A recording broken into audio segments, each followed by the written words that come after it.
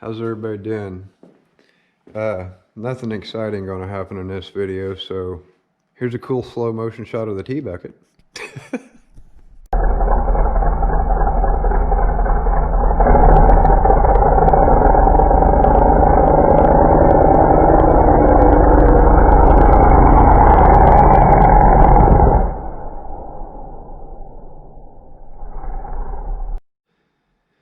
Yeah, that was fun. Anyway, so update on this thing. Got her all torn down, getting ready to start cleaning stuff like a lot. Don't mind the carburetor. I gotta do some work to this thing. I'm changing jetting, gotta clean it, and gotta...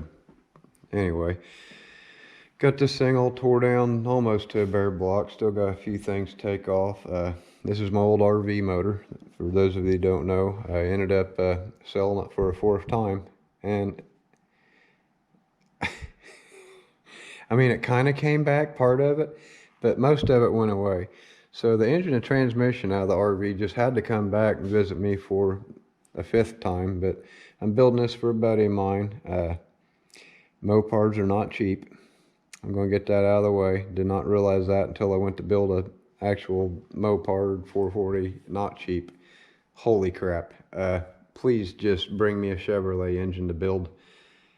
They're cheaper. You'll like it better. These are awesome. Don't get me wrong. This is going to be one kick-ass engine, but I can build 3 of those for the price of this. Anyway, moving right along. That's going to be a really awesome engine. There's still cross-hatching in all the boards. This thing had like less, I think it maybe had 58,000 miles on it.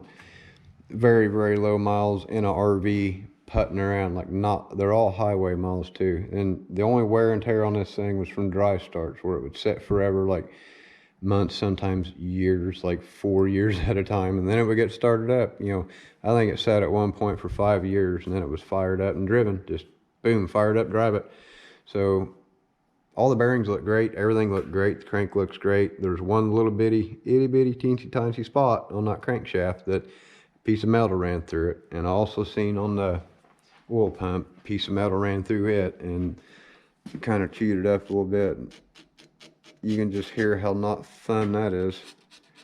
So yeah, it ate this up a little bit. Also, you can see the pressure side's good, but the side that it gets forced against is wore all to shit, and it's real rough. So yeah, we got to replace the housing, and I got a new housing, high volume housing and pump and everything. The crankshaft I'm going to polish. It'll be fine.